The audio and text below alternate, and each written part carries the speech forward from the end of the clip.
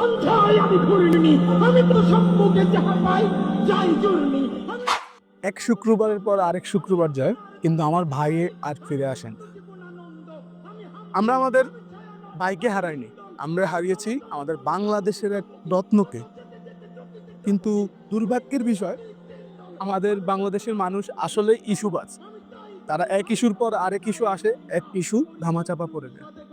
ঠিক তেমনটাই হতে যাচ্ছে আমার ভাই ওসমান হাদির বেলাতেও।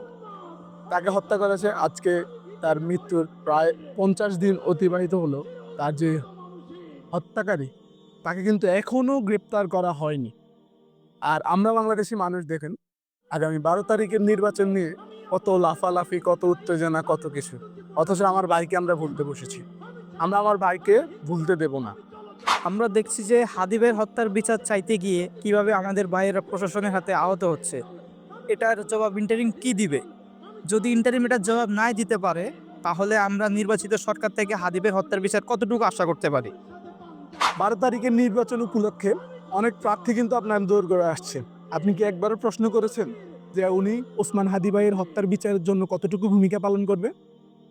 তাই এখনই আপনার নিকটে যত প্রার্থী আসবে, নির্বাচনী প্রার্থী, সকলকে প্রশ্ন করুন যে আপনি ওসমান হাদি ভাইয়ের হত্যার বিচারের জন্য কতটুকু ভূমিকা পালন করতে পারবেন।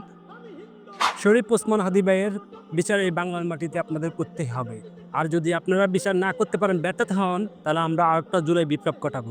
যে ব্যক্তি আমাদের দেশটাকে এত সুন্দর করে গড়ে তুলতে চেয়েছিল, আমাদের স্বপ্নের মতন করে গড়ে তুলতে চেয়েছিল, তার হত্যার প্রতিবাদের জন্য আমরা এখনো নিজ নিজ অবস্থান থেকে কেউ প্রতিবাদ করছি না। তাই আসুন সবাই নিজ নিজ অবস্থান থেকে হাদি ভাইয়ের হত্যার বিচারের দাবিতে প্রতিবাদ গড়ে তুলুন। আমি ভিটিয়ে ধরিত্রীর বলবীর চির উন্নত মানুষের